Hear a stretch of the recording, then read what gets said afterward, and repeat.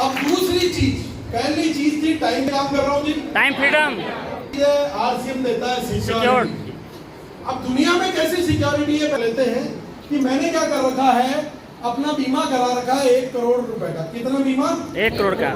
1 करोड़ रुपए बीमा कराने के लिए हर साल लाखों रुपए का प्रीमियम पैसा देता हूँ अपनी जेब से, कि किसी दिन मर जाऊं तो मेरे घर वालों को 1 करोड़ दे देना। कितनी बार देगा बीमा कंपनी? 1 टाइम, एक बार, है ना जी? यस। अब मैं बात करता हूँ, मेरा बिजनेस, मेरी इंडस्ट्री मैंने लगा रखी है। तो होता क्या है, मैं मेरी सासू माँ से मिलने जाता था तो मेरी सासू माँ कहती थी कि आप जब भी जाता हूँ वो कहती है कि यार जवाई जी आप तो आते ही नहीं हो, कहाँ बिजी रहते हो, इतना पैसा कमा के क्या करोगे, पैसे को खाओगे क्या? मैंने कहा बात ठीक है, पर मैं इतनी मेहनत अपने लिए नहीं कर रहा, अपने बच्चों के लिए कर रहा हूँ कि अपने बच्चों को वो गाड़ी, बंगला, शौहरत, धन दौलत, ऐशो आराम सब कुछ दे सकूं। पर कोई बिजनेस, कोई इंडस्ट्री आपके बच्चों को सुरक्षा नहीं दे सकती। कोविड के अंदर एक ख्याल आया, कोविड के अंदर क्या होता था जी, रोजाना अखबार भरा रहता था, आज इतने जने चले गए, कल इतने चले गए, रोज लाइन लगी रहती थी, पूरा अखबार भरा रहता था कि नहीं रहता था? yes. अखबार भी मोबाइल पे ही आता था, है ना?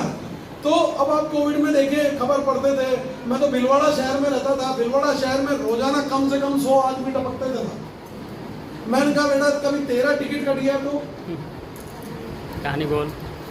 मैंने कहा कभी मेरा नंबर आ गया तो क्या होगा? मेरी फैक्ट्री हर महीने मेरे घर पे पैसा भेज देगी क्या? नो। मैंने कहा यार मेरा तो बच्चा उस वक्त 6ठी क्लास में पढ़ता था। कौन सी क्लास में? 6ठी क्लास में। और 6ठी क्लास का बच्चा फैक्ट्री संभाल सकता है क्या? नो। मेरी बीवी फैक्ट्री संभाल सकती थी क्या? नहीं। तो मैंने कहा यार अगर कोई घर से आकर के फैक्ट्री को नहीं संभालेगा तो इनकम देना तो दूर, ये तो करोड़ों के कर्ज में मेरे घर वालों को डुबा के चली जाएगी। यस। डुबाएगी कि नहीं डुबाएगी? यस। तो कोई बिजनेस, कोई इंडस्ट्री आपके बच्चों को वो सुरक्षा नहीं दे सकती, बल्कि सुरक्षा पैदा कर सकती है, ये जरूर हो सकता है। अच्छा, पॉलिटिक्स, कोई सोचता होगा मैं सरपंच हूँ, मैं प्रधान हूँ, मैं एमएलए हूँ, मैं सीएम हूँ, मैं पीएम हूँ। मैं एक आदमी को जानता हूँ, उस आदमी के नाना जी इस देश के प्रधानमंत्री रह चुके साहब। उस आदमी की दादी इस देश की प्रधानमंत्री रह चुकी है। उस आदमी के पापा इस देश के प्रधानमंत्री रह चुके हैं। इस जन्म में जीते जी वो कभी प्रधानमंत्री बन जाए मेरा नाम तो कोई पॉलिटिक्स आपको ये सुरक्षा नहीं देती है साहब। बात समझ में आ रही है? यस। पूरी दुनिया में एक कहावत थी, आज तक कोई कहावत झूठी थोड़ी ना होती, पुराने जमाने वालों ने कहावतें सच बनाई है साहब, है ना? पर उस आदमी ने कहावत ही झूठी कर दी। वो एक कहावत चलती है कि पप्पू पास हो गया, हमारा पप्पू दोनों पास ही, है ना जी? अगर कोई गवर्नमेंट जॉब आपके बच्चों को वो सुरक्षा नहीं, आप कलेक्टर हैं तो आपके बाद आपके बच्चे को कलेक्टर की नौकरी नहीं मिलेगी। अगर वो पढ़ा लिखा होगा तो मिलेगी, 10वीं पास होगा तो चपरासी बनेगा। यस। बनेगा कि नहीं बनेगा? बनेगा। ये पूरी दुनिया में कहीं सुरक्षा आपके परिवार के लिए जो नहीं है।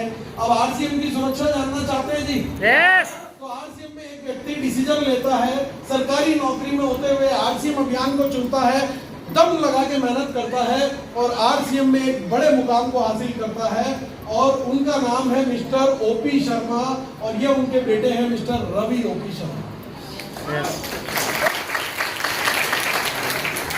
क्या है जी रवि ओपी शर्मा जी? डायमंड। अरे यार Ravi Sharma sir star diamond थे नहीं, ये नॉमिनेशन में मिला है। यस। किसमें मिला है? नॉमिनेशन में। नॉमिनेशन में। बात समझ में आ रही है? यस।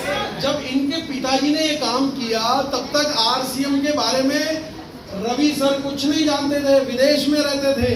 खुद बताते हैं अपनी स्टोरी। आए क्या कभी रवि सर? यस, आए हुए हैं। सुनी होगी ना स्टोरी? यस। वो तो विदेश में रहते थे, फिर भी हर महीने आरसीएम से कितना रुपया आता था पिताजी के चले जाने के बाद? 30 लाख रुपए महीना। कितना आता था जी? 30 लाख पर महीना।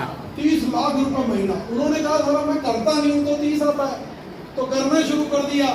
अभी बढ़कर के वो पैसा आता है लगभग 50 लाख रुपए महीना। कितना आता है जी? 50 लाख पर मंथ। और उनके पिता की मृत्यु, देखो बीमा 1 करोड़ का कितनी बार देगा मेरे घर वालों को? 1 टाइम। और आरसीएम ने इनको कितने रुपए इनके पिताजी के चले जाने के बाद दिए हैं? कोई बता सकता है जी? 45 करोड़ रुपए। वाह, कितने?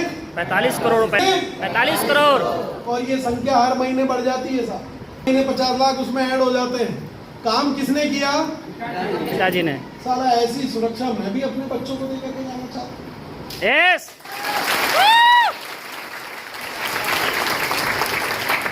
अच्छा जीती जी, ओपी शर्मा सर ने कितना रुपया कमाया वो मैं बात, मरने के बाद घर में कितना पैसा गया मैं उस पैसे की बात कर रहा हूँ।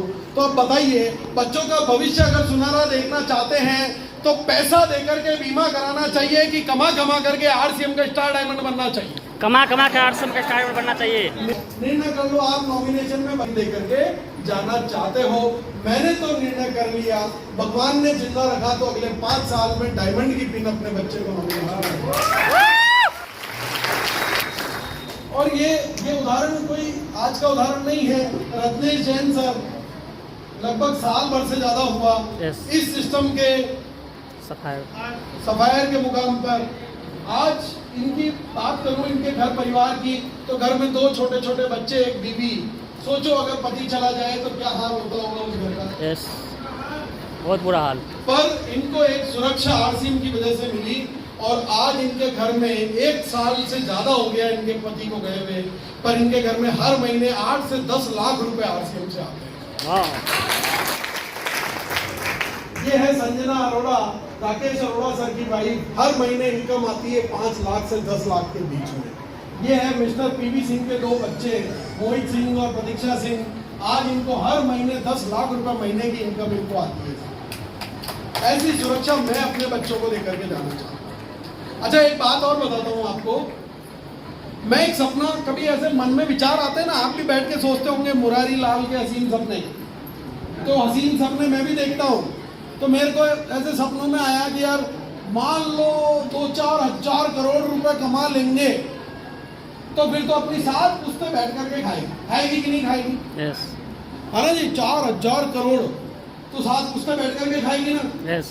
अब इस देश के सबसे अमीर उद्योगपति हुए जिनका नाम है धीरू भाई अंबानी, उनके 2 बच्चे थे। यस, एक खत्म हो गया, मुकेश और अनिल।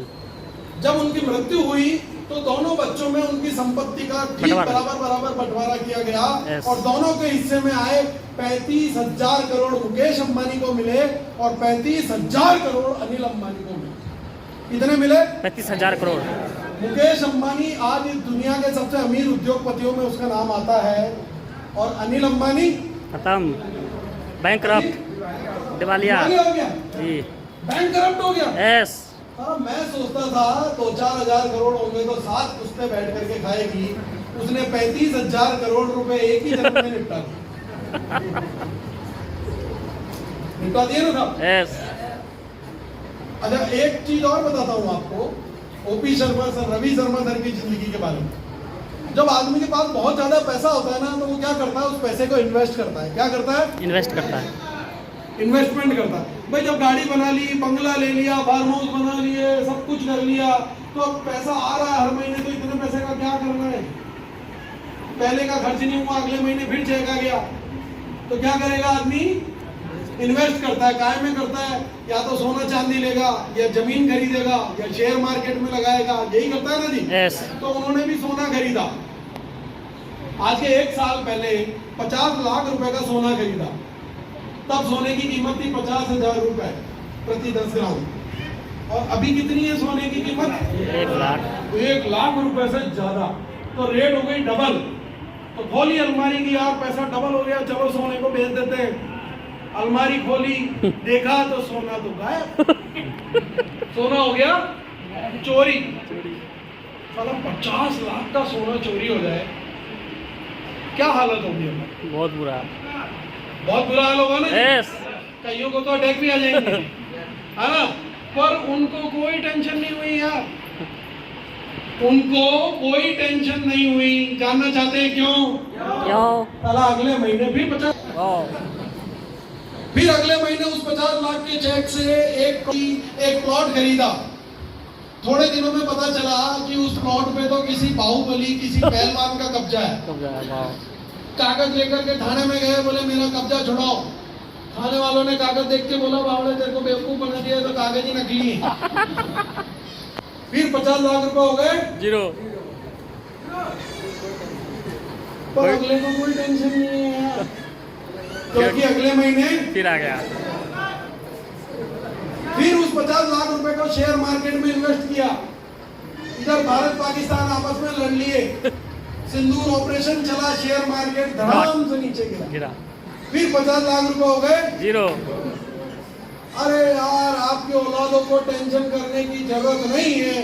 कल आप काम वो करके जा रहे हो कि वो जिंदगी में कितनी बार जीरो करेगा, उसको हर महीने पैसा आता जाएगा, आता जाएगा, आता जाएगा, आता जाएगा।